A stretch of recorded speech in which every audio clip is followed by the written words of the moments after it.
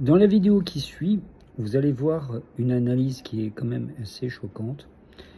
Les Français qui désirent s'expatrier à l'étranger et investir à l'étranger, plutôt qu'en France, notamment dans l'immobilier.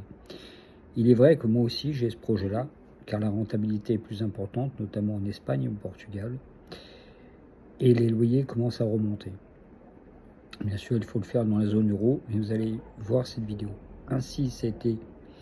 Je remercie le journal Investir et Zone Bourse pour cette information relayée par le réseau TikTok. Français sur 5 envisagent investir dans l'immobilier à l'étranger. L'Espagne, le Portugal, l'Italie et le Canada sont les principaux pays où les Français aimeraient acquérir un bien immobilier, selon la dernière étude d'IAD Overseas. Parmi les principales raisons invoquées dans l'enquête menée, ces pays séduisent par une fiscalité jugée plus favorable pour 57% des répondants, un luxe plus accessible à 55%, un prix d'entrée plus abordable pour 53%, un cadre de vie de qualité pour 43%, une rentabilité plus facile à atteindre pour 42%, ainsi qu'un confort de vie et une sécurité perçue comme supérieure pour 32%. Et en 2025, 20% des Français déclarent envisager un achat immobilier hors de l'Hexagone, contre 17% en 2022 selon IAD Overseas. Pour les 20% d'intentionnistes, 45% souhaitent y établir leur résidence secondaire, 38% leur résidence principale et 17% visent un investissement locatif. Les tranches d'âge les plus représentées parmi celles et ceux qui veulent investir à l'étranger sont les 18-30 ans à 31% et les 31-45 ans pour 31%. Les actifs CSP+,